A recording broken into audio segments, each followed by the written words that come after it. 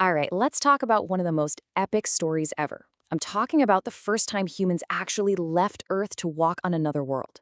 This is the incredible story of Apollo 11. Okay, get this. Imagine going so fast you could zip across the entire United States in like 6 minutes. That's 25,000 miles per hour. It's just a mind-blowing speed, and that's how fast the Apollo 11 crew was going when they came screaming back into Earth's atmosphere. I mean, it barely sounds real, right? But hitting that insane speed, that was the very end of their journey, the final step. The bigger question is, how on earth did they do it? How did three guys travel almost 250,000 miles, land on the moon, and actually get back alive? Well, that's exactly what we're going to get into. So where did this all begin? It started with a huge, almost impossible challenge. Back in the 60s, President Kennedy basically said, hey, we're going to put someone on the moon and bring them home safely, and we're going to do it before this decade is over.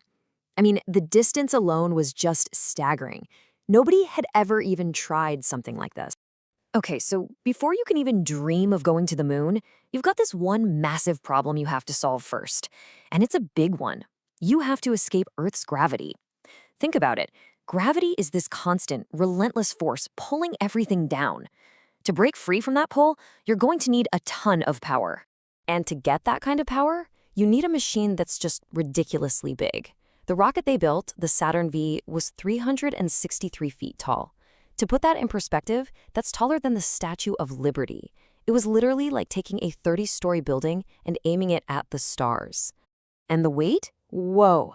When it was all fueled up, that thing weighed over 6 times million pounds. That's like 400 elephants stacked up. And what's crazy is that most of that weight wasn't even the rocket. It was just the fuel it needed to carry to make the trip. So the big question is, how do you lift 6 million pounds off the launch pad? The answer is something called thrust. It's just pure, raw power pushing upwards. The Saturn V's engines generated an insane 7.5 million pounds of thrust. That was more power than any machine humans had ever built. It was basically just cosmic-level brute force. And that was the solution, the Saturn V. It wasn't just about being big and loud. This thing was a total masterpiece of engineering. A giant with multiple stages, all designed for one single, incredible purpose: to punch a hole through our atmosphere and fling 3 people all the way to the moon. Okay, so the rocket is amazing, but a rocket is just a tool, right? To actually pull this off, you needed the absolute best people for the job, and you needed some seriously specialized ships to get them there and back. And this was the crew. You had Neil Armstrong, the commander, known for being super cool under pressure.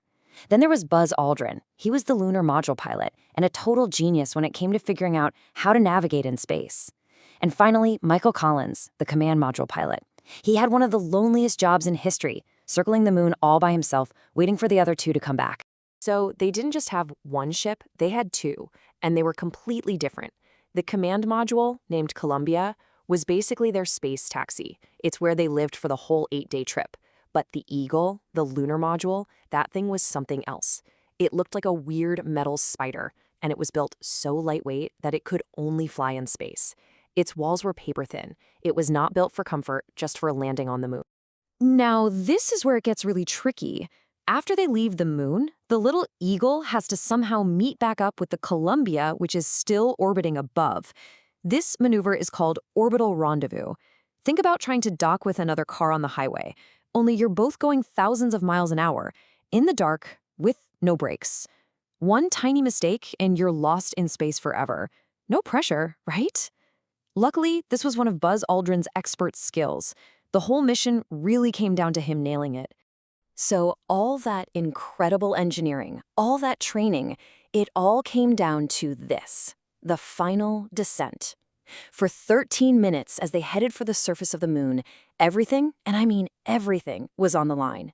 People back at NASA called it the most dangerous part of the entire trip. And of course, right away, things started to go wrong. Alarms just start screaming inside the tiny cockpit. Their guidance computer, which by the way had less processing power than your phone, was totally overloaded. It just couldn't handle all the information. So you've got alarms going off, and then Neil Armstrong looks out the window and realizes the computer is about to land them in a field of giant boulders. Not good. So what does he do? He just takes over. He grabs the controls and starts flying this thing by hand, scanning the surface, desperately looking for a safe spot to touch down.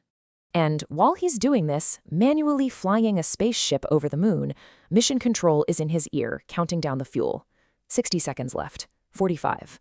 When he finally finds a clear spot and lands the Eagle, they had less than 30 seconds of fuel left. 30 seconds. They were that close to having to cancel the whole thing and fly away. And then, after all that chaos, a perfectly calm voice comes over the radio, heard by the entire world. It was Neil Armstrong. And all he said was, "The Eagle has landed." And with those 4 words, everyone on Earth knew. They were safe. They had done it. A little while later, the hatch opened.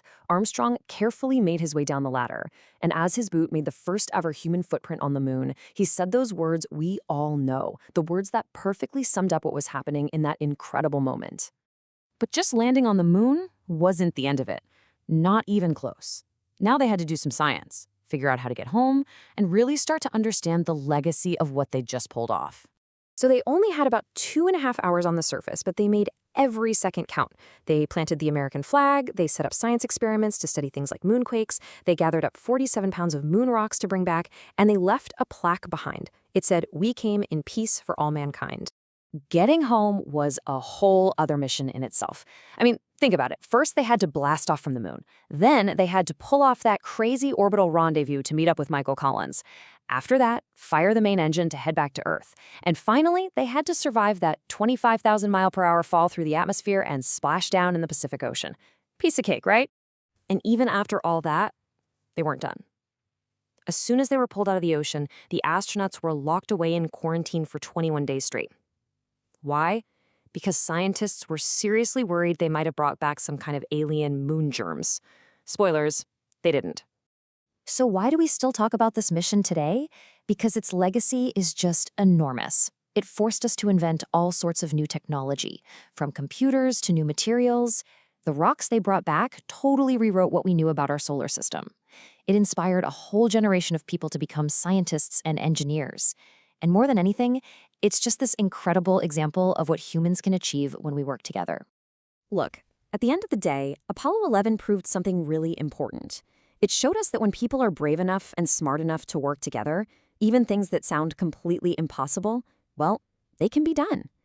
Landing on the moon was the giant leap for that generation. It kind of makes you wonder, doesn't it? What's our giant leap going to be?